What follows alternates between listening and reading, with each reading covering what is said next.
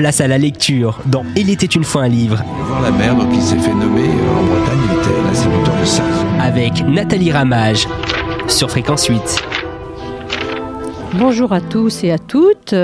Cette semaine, Il était une fois un livre reçoit Jérôme Charlet, libraire à Montfort, pour ceux qui connaissent, qui est venu nous présenter un coup de cœur. Donc, bonjour Jérôme. Bonjour. Donc, quel est votre coup de cœur de la semaine ? Alors moi, cette semaine, ce que j'ai envie de vous faire découvrir, c'est un auteur qui s'appelle Kenneth White, qui est un auteur écossais à l'origine et qui maintenant habite en Bretagne. Et l'ouvrage que j'ai choisi, c'est La Route bleue, qui est un de ses récits de voyage où il décide d'aller au Canada pour remonter jusqu'au Labrador. Oui, parce que c'est vrai que quand on commence le livre, on a l'impression que c'est un peu une obsession pour lui, le Labrador. Oui. C'est, il le raconte au tout début de son ouvrage. Il a découvert le Labrador enfant à travers des images, à travers toute une iconographie très figée, en fait, avec les Esquimaux, les baleines, etc. Et ça l'a marqué. Et du coup, adulte, il décide d'aller vers ce Labrador pour le découvrir.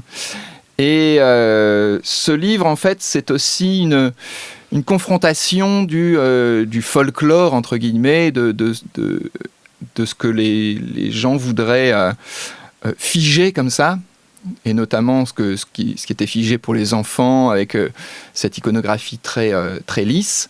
Et il voulait se confronter à la réalité et découvrir justement ce que c'était que cet espace géographique-là. C'est vrai que quand vous parlez d'espace géographique, c'est vraiment un livre des grands espaces, quoi. La nature est vraiment très présente dans ce livre. La nature, alors les éléments, bien évidemment, l'eau, le vent, mais c'est aussi la flore, les animaux. Enfin, il parle très souvent des caribous. Enfin, on a l'impression que c'est une découverte, effectivement, liée à, comme vous disiez, peut-être à son enfance. Enfin, sûrement, puisque vous le disiez, son enfance. Et on a l'impression qu'il découvre ce pays avec les yeux de l'enfant qu'il était, quoi. Oui. Il y a un émerveillement. Il y a un émerveillement et il y a une pure confrontation au réel de manière absolument pas intellectualisée. C'est-à-dire que c'est un livre qui a une grande intelligence, mais qui a une intelligence simple. C'est-à-dire qu'il... c'est pas une théorisation du passage de l'image à la réalité, tout ça avec des majuscules dans tous les sens. C'est vraiment, on est sur... il avait ces idées-là qui avaient été mises dans son cerveau par ses lectures d'enfant. Et c'est comme s'il les dépoussiérait pour essayer d'avoir ce rapport au monde de manière la plus simple possible et la plus immédiate possible. On est vraiment... Dans son écriture, il a généré pas mal de petits concepts de réflexion. Et il y a notamment un concept qui s'appelle la géopoétique. Et on est vraiment sur cette idée-là. C'est-à-dire qu'on est sur la poétique des lieux, sur ce que les lieux ont à dire en tant que lieux. C'est-à-dire, c'est pas l'homme qui fait parler la nature, c'est-à-dire que c'est à la fois la poésie de l'homme, puisqu'il va rencontrer des hommes et il va rencontrer chez eux cette vision poétique, cette manière de vivre simple, mais aussi c'est la poétique des plantes, c'est la poétique de l'eau, et de leur point de vue. C'est-à-dire... C'est comme un état des lieux, en fait. Il pose les choses telles qu'elles sont, point. Oui, et c'est pour ça on croise très souvent chez Kenneth White un rapport à la fois donc à ses racines européennes, à ses découvertes occidentales, mais il a aussi un rapport extrêmement important avec l'Orient. On lit très souvent, notamment aussi dans la Route bleue, il parle aussi un peu d'un des haïkistes qu'il aime beaucoup, qui s'appelle Bachot. Et on est sur ce principe-là de pur rapport à la réalité, sans autre filtre, de dire le monde tel que le monde est. Et très souvent dans les esquisses japonaises notamment, on a des grandes montagnes ou des grandes vagues, etc. Et quelque part dans l'esquisse, un petit bonhomme humain dessiné, c'est-à-dire qu'on fait partie de tout ça, mais simplement. Et en fait, ce récit de voyage de la Route bleue, on est vraiment sur cette idée-là, sur le fait de faire parler le lieu de manière simple et évidente. Alors, vous disiez que c'était aussi une manière de confronter ces images d'enfants à cette réalité. Alors, c'est quand même un auteur qui est né dans les années 30. Oui. Donc, on imagine que la littérature jeunesse des années 40 était effectivement n'est pas du tout celle, par exemple, qu'on peut connaître aujourd'hui. Beaucoup plus policée, beaucoup plus lisse, avec effectivement des images peut-être enjolivées. Enfin, surtout les Esquimaux et surtout ces peuples, en fait, quoi. Ce livre a été écrit dans les années 80, donc on imagine que ce récit de voyage peut se situer aussi dans ces années-là. Oui. C'est vrai que j'imagine que ça doit être deux mondes différents. Sa littérature jeunesse des années 40 et la réalité du monde des années 70-80, quoi. Bah oui, c'est vrai que cette littérature jeunesse de ces années-là était extrêmement, et notamment dans le monde anglo-saxon, était extrêmement, même si c'est vrai aussi du monde francophone, hein, mais on était vraiment sur des grands archétypes déréalisés, en fait, de l'Indien, de l'Esquimau, du Chinois, avec la natte qui mange du riz. Vous voyez, on était à la fois sur une caricature extrêmement... c'est extrêmement à la fois très dur comme caricature, et en même temps très lisse. C'est-à-dire que en France, il y avait encore en place les lois de protection de la jeunesse qui interdisaient que certains thèmes soient abordés, que certaines choses soient expliquées d'une certaine manière, etc., etc. Donc c'est vrai que... Tout était très codifié, Tout était très codifié et il ne fallait pas sortir du cadre. Et c'est d'autant plus intéressant, du coup, cette découverte par Kenneth White du Labrador, c'est aussi pour lui un itinéraire intellectuel. C'est-à-dire que dans ses très jeunes années, comme tout le monde, il a été formé et mis dans des cases de pensée. Et ce qu'il a toujours essayé de faire, c'est justement d'aller voir ailleurs. D'aller voir ce qui se passait ailleurs, comment ça se passait. Il a un esprit extrêmement curieux, ce que lui appelle le nomadisme intellectuel. C'est-à-dire que avec la Route bleue, on est vraiment sur une vision nomade, sur une vision où on marche géographiquement. Voilà. Oui, puis je me laisse porter, quoi. Voilà. Géographiquement, on se laisse porter, on essaye d'aller sur les choses, etc. Mais c'est aussi un nomadisme intellectuel où on est toujours un peu en mouvement, de voir ce qui se passe ailleurs. Est-ce que cet ailleurs peut nous éclairer, peut nous apporter des choses, etc. C'est vraiment une vision très cosmopolite du monde. Et du Dû fait aussi peut-être à ses études. Enfin, il a effectivement, il a étudié à Glasgow, Oui. mais aussi à Berlin, mais aussi à Paris. mais aussi à enfin, Paris, il a été un peu cherché. C'est ce qu'il raconte. Alors je ne sais plus. Je crois que c'est dans son livre qui s'appelle Dialogue avec Deleuze. Il raconte que le milieu intellectuel anglo-saxon de son époque, quand il a commencé à faire ses études, ne le satisfaisait pas parce que c'était un peu fermé, etc. Il avait découvert les grands poètes et les grands écrivains anglo-saxons, donc aussi bien anglais que américains, et notamment une figure qui est extrêmement importante pour lui, qui est Henry David Thoreau, avec son Walden. Mais aussi Whitman, mais aussi ceux de l'époque. Donc, dans les années 60, on va avoir toute la Beat Generation avec Gary Snyder, avec Jack Kerouac, etc., qui sont des gens qu'il cite régulièrement. Mais à côté de ça, il se disait que intellectuellement et dans le cadre dans lequel il voulait aller, le monde anglo-saxon le mettait un peu dans un carcan et il voulait aller voir ailleurs. Encore une fois, l'idée, c'était vraiment c'est d'avoir une curiosité intellectuelle, mais aussi sur soi-même et sur ses propres habitudes. C'est-à-dire que il a eu l'habitude de penser dans un cadre, ben il va ailleurs. Voilà. Pour voir si ce cadre il tient encore, et puis s'il tient pas, c'est tant mieux. Il s'agrandit. Ben, on le sent, c'est vrai que dans ce livre, c'est... alors, comme on disait, il se laisse porter. Voilà,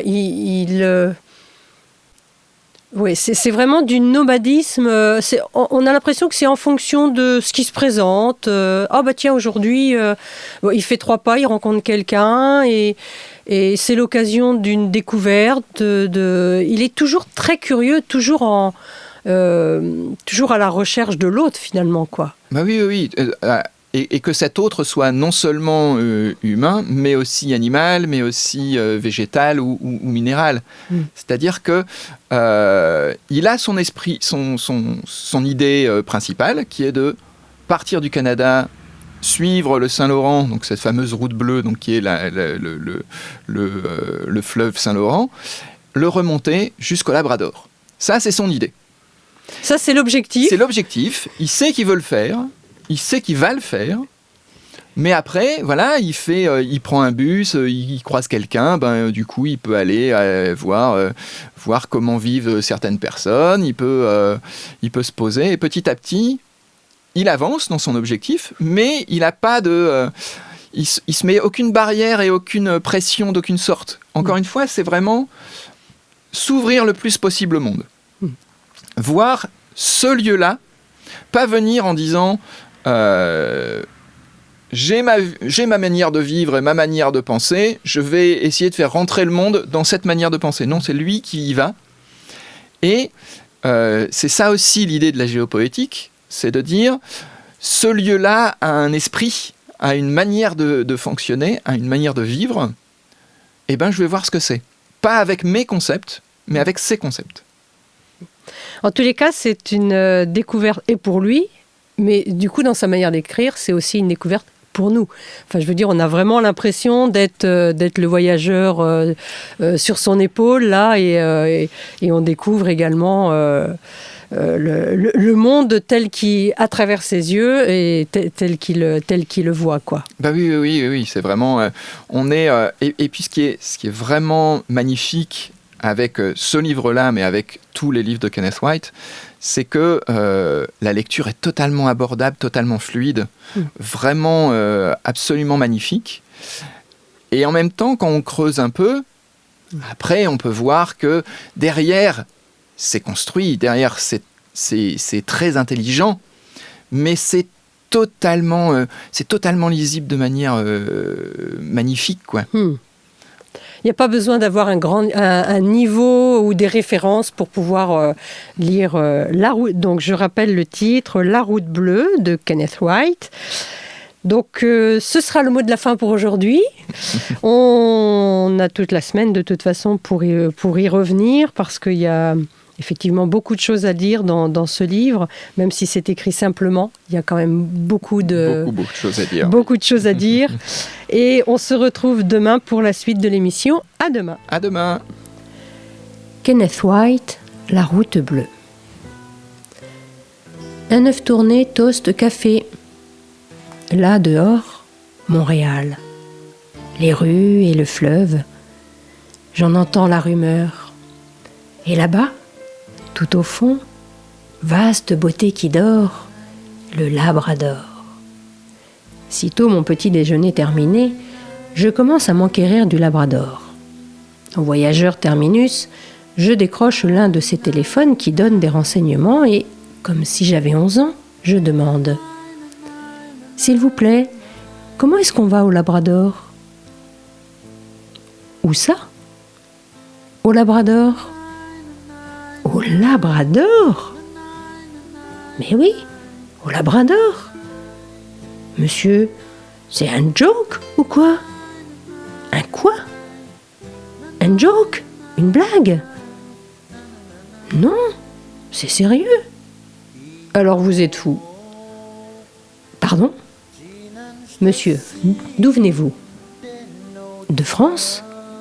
Je me disais bien, monsieur, chez vous, vos provinces sont collées les unes aux autres. Ici, c'est pas pareil. D'accord, mais on peut aller au Labrador, oui ou merde ? Monsieur, je n'en sais rien.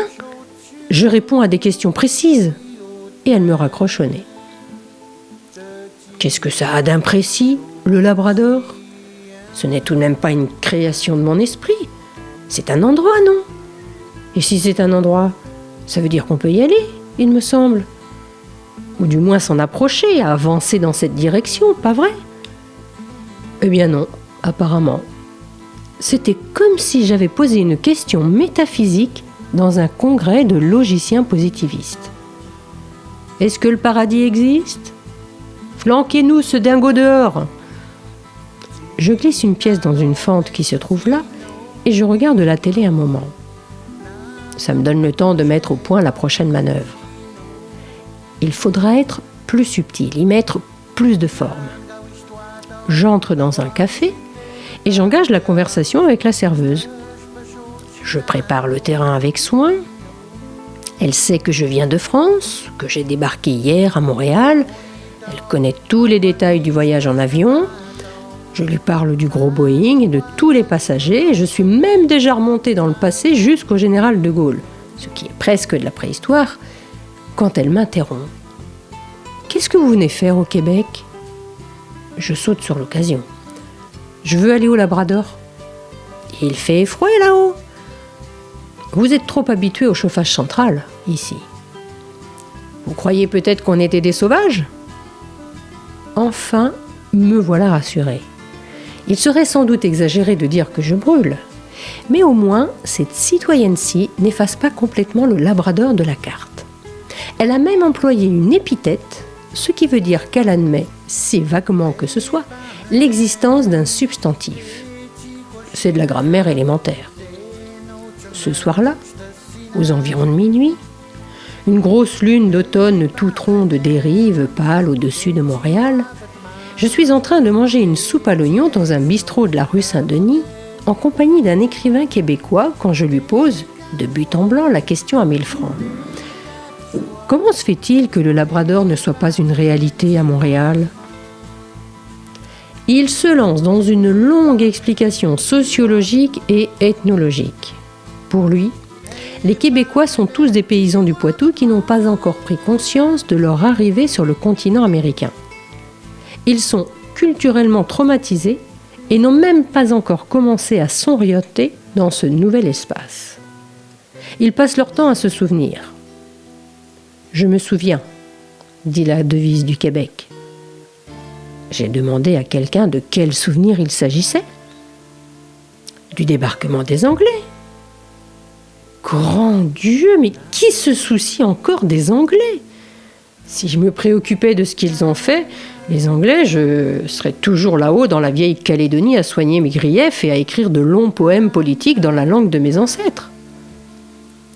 Et merde, on ne peut pas rester écossais toute sa vie. Il faut savoir sortir de son trou, se mêler au monde. Place à la lecture dans Il était une fois un livre, Voir la mer, donc il s'est fait nommer en Bretagne, il était l'instituteur de ça. avec Nathalie Ramage sur Fréquence 8.